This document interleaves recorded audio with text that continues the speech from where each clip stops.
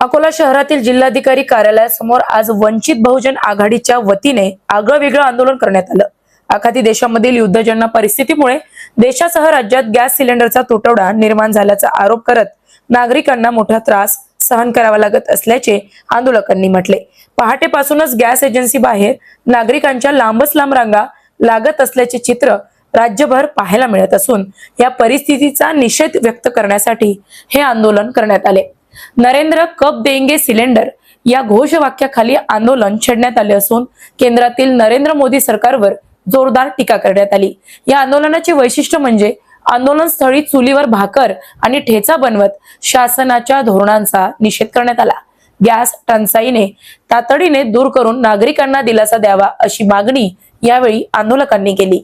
आणि राज्यात सिलेंडरची जी टंचाई चालू आहे यात संपूर्णपणे सरकार अपयशी ठरलेलं आहे। पण सरकार असं दाखवतंय की अजिबात टंचाई नाही, पण याच अकोला जिल्ह्यात आमच्याच वंचित बहुजन आघाडीचे सरपंच यांचा गॅस एजन्सी समोर सिलेंडरसाठी नंबर लावताना जीव सुद्धा गेला।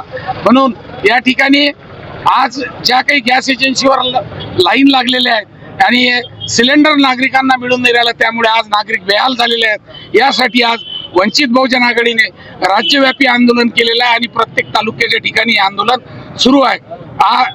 म्हणून आम्ही या सरकारचा या ठिकाणी निषेध करतो की अरे नरेंद्र दे सिलेंडर, अरे देवेंद्र दे सिलेंडर।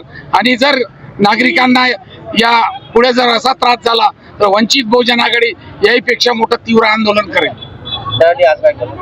आज यासाठी या ठिकाणी आम्ही भाकरी चुलीवर भाकरी बनवल्या।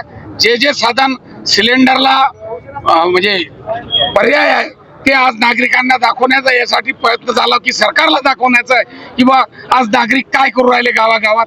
आणि याच माध्यमातून या ठिकाणी जिल्हाधिकारी कार्यालयासमोर बनवलेली भाकरी ही निवेदन आणि भाकरी ठेचा कलेक्टरांना आम्ही या ठिकाणी वंचित बहुजन आघाडीच्या वतीने देणार आहोत।